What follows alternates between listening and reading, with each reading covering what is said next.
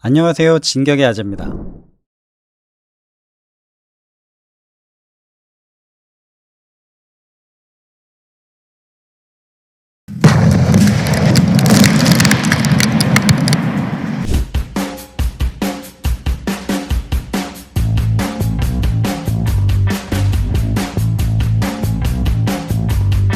F-16을 그 전에 모시던 기술적인 얘기를 좀 해주실 수 있지 않을까 싶습니다. 진격의 아재 모시겠습니다. 토론 부탁드립니다. 안녕하세요. 진격의 아재입니다. 정말 죄송한 게 제가 너무 못생겨서 저를 보는 순간 사람들 제 구독자가 떨어질까봐 제가 먼저 드리고 싶은 화두가 있습니다. 군사력 건설이 먼저인가, 작전 계획이 먼저인가, 계획을 수립한 다음에 그에 맞는 전력을 창출할 것인가, 아니면 전력을 사온 다음에 거기에 맞는 작전을 짤 것인가, 여기에 대한 화두를 먼저 드립니다. 영화 300 보셨죠? 테르모필라이에서 300의 스파르타 전사가 페르시아의 대군을 맞춰서 싸웠던 전투. 대한민국의 300이란 위치가 있습니다. 워게임에서 어느 지점을 돌파를 하는데 두 개 사단이 돌파가 안 되는 지점이 세조 때 경항모 토론에서 웬 역사 이야기냐고요. 조선 세조대 1467년 회령 절제사 이시해가 함경도군과 여진족을 등에 업고 반란을 일으킨 사건이 있었습니다. 이시해 반간계에 세조가 측근 한명회 신숙주를 감옥에 넣죠. 이 조선의 조정에 혼란을 틈타서 이시해가 함경도를 점령합니다. 난을 일으킨 지도 석 달이 넘어간다. 적개들은 그저 그런 지방 잡병들이 아니었다.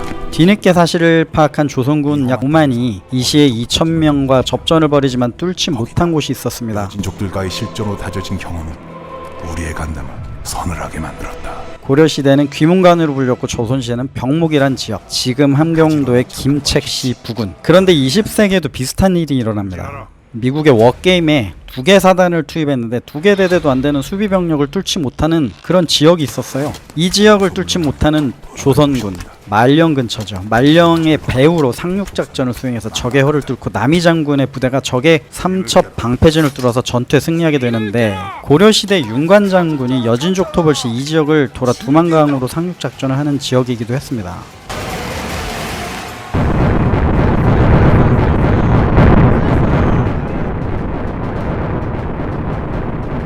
미국에 실시한 워게임에서 똑같은 일이 일어납니다. 두 개 사단이 돌파가 안 됩니다. 이걸 어떻게 할 것인가? 상륙작전을 합시다. 그렇게 해서 들어간 작전계획 5027 상륙작전이 들어간 겁니다. 두 개 사단이 돌파가 되지 않는 이 지역 돌파를 위해서 미국의 지휘관들 상륙작전이라는 작전계획을 입안을 하게 되죠. 작전계획이 먼저 수립되고 이에 합당한 전력들이 투입되죠. 4개의 전역을 관리를 해야 되는 미국의 함정들, 유사시 우리나라에 들어올 함정들이 태부족입니다. 그런데 이 상륙 전력을 맡은 미해군, 전 세계를 4개의 전역으로 나누어 관리하는 미국 입장에서는 끊임없이 중동과 아프가니스탄이 시끄러운데 한반도 유사시 이 작전을 지원할 수송함과 상륙함들 책임질 자신이 없죠. 해군의 대형 수송함과 강습 상륙함이 건조되기 시작한 논리가 여기에 있었습니다. 작전계획 수행을 위한 역할을 위해 충실하게 군사력이 건설되고 있다고 봐야 되죠. 그런데 이 대형 수송함 건조 사업이 갑자기 경항모 사업으로 변경됩니다. 만일 작전계획에 충실하기 위해 미해군보다 대한민국 해군의 전력으로 상륙작전에 내실을 기하기 위해 대한민국의 경항모가 필요하다, 이러한 논리로 해군이 경항모를 가겠다고 한다면 저는 경항모 도입에 적극 찬성합니다. 그러나 해군 기참부가 발간한 경항모 Q&A 그 어느 부분에도 이러한 얘기는 없죠. 근데 이 상륙작전을 잠깐 볼 필요가 있어요. AO 작전구역이 설치가 돼요. 어느 상륙작전을 할 구역, 수킬로에서 수십 킬로 상호 교전하다가 아군 살상을 하지 않게 해서 나눠놓은 겁니다. 그 이외의 지역은 공구사령관, 공군의 영역이에요. Q&A에 상륙작전할 때 F-35B는 전략표적을 타격할 것입니다. F-35B는 미 해병대 AV-8 브라보2, 해병대 F-18 알파 브라보 차리 델타를 교체하는 전력이에요. 해병대 그 AO 상에서 이 전투기가 해야 될 것은 해병대가 상륙하는 전방에 있는 적을 저지하는 역할입니다. 일단 상륙작전을 수행한다는 가정하에 이야기를 해보겠습니다.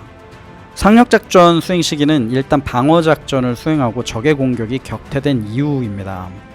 한반도 전면전시 수십일에서 수백일 이후의 이야기겠죠. 방어작전을 수행하는 대한민국의 합참과 육해공군 전력, 공군은 공중우세와 함께 한반도의 최우선 위협이 되는 전략 표적들을 타격하는 임무를 최우선적으로 수행하면서 지상군의 선단 정투와 해군의 해양 우세 확보를 지원하죠. 공군의 전투기 대수가 한정되어 있기 때문에 정구작전에서의 표적의 중요성과 위협성에 따라 우선순위를 매겨서 표적 추천하고 이를 최고사령관인 연합사령관 또는 합창의장의 허가를 득해서 항공력이 운영됩니다. 제가 직접 표적 추천을 위한 전략을 짜고 브리핑도 했었기 때문에 이 말을 드려요. 전쟁 개시 이후에 수일이 흐르면 공중우세가 달성이 되고 전략 표적들의 타격은 거의 끝나가기 시작합니다. 그럼 상륙작전을 할 시기는 수십일에서 수백일 이후의 전장에서 전략 타격 얘기를 하셨죠. 이때 투입돼서 임무 수행을 위해 경항모에서 발진하는 전투기들의 표적, 전략 표적이 아닌 해병대 상륙 지원이 목적이어야 되죠.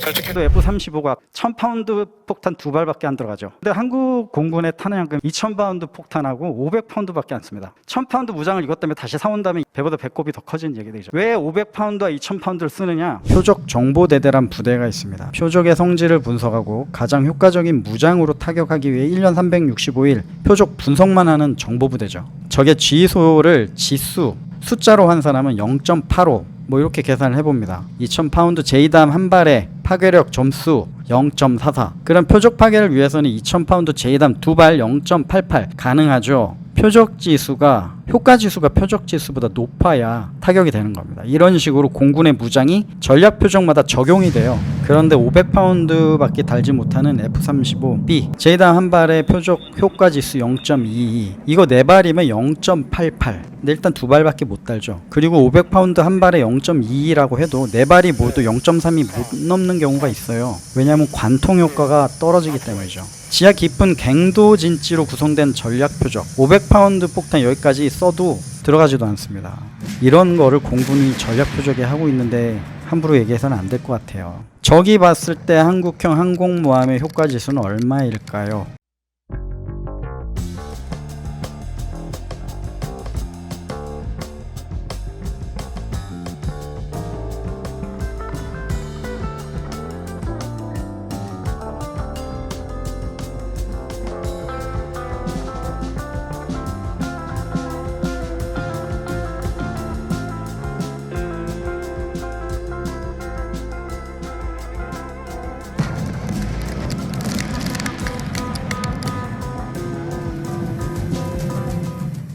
왜 이 무거운 짐을 해군한테 맡기냐 이거죠. 국방정보본부에 엄청난 인원들 뭐 하십니까? 작전 계획을 짜세요. 한반도 전면전 말고 주변국 위협에 대한 작전 개념을 짜시라고요. 군인들은 정치인이 아니죠. 정치가 안 됐을 때 한 방을 해결해야 되죠.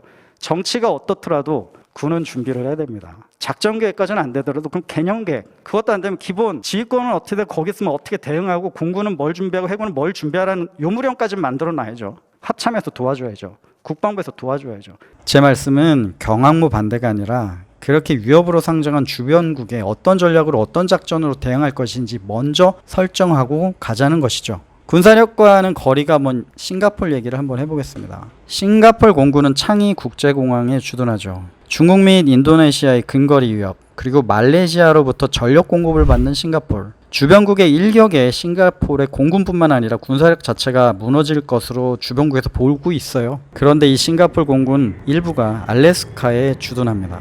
알래스카에서 미공군과 혼연일체가 되어 훈련을 하고 미군의 지원을 받고 있죠. 만약 싱가포르이 타격을 받는 상황이 온다면 알래스카의 싱가포르 공군은 미공군 급유기의 지원을 받아서 공격한 나라의 중심, 수도 타격을 합니다. 일종의 억제 전략이죠. 우리나라를 건드는 순간 너의 수도도 살아남지 못할 것이다. 그런데 그 방향은 알래스카로부터 이 전략 수행을 위해서 싱가포르의 전력 건설 그리고 작전 수립이 됩니다. 싱가포르의 군사 전략 때문이죠. 만약 대한민국의 전략이 항공모함을 통한 억제를 실현하겠다 이렇게 만들었다 칩시다. 그러면 일단 살아남아야 되죠. 주변국 위협밖에 항모 전단을 위치시켜야겠죠. 그리고 위협이나 타격을 받을 경우 적의 심장부를 타격하겠죠.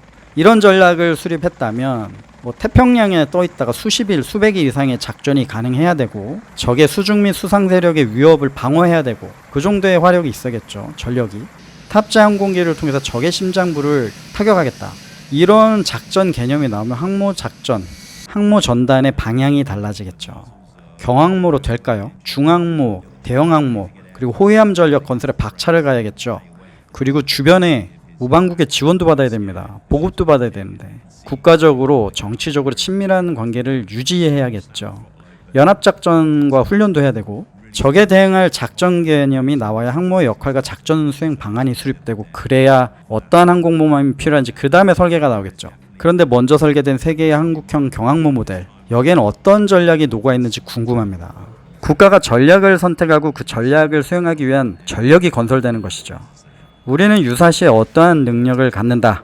이것이 능력에 기반한 전략입니다. 이 능력에 기반한 전략은 군사력이 건설되면서 조금씩 능력의 범위가 커져가겠죠. 나는 항모가 갖고 싶다.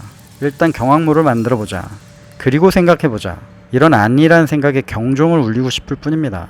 대한민국의 미래에 더 이상 패배가 있어서는 안 돼요. 저는 항모 반대론자가 아니라 전략을 중요시하는 사람 중에 한 명일 뿐입니다. 이렇게 이야기를 해도 오해를 하시더군요.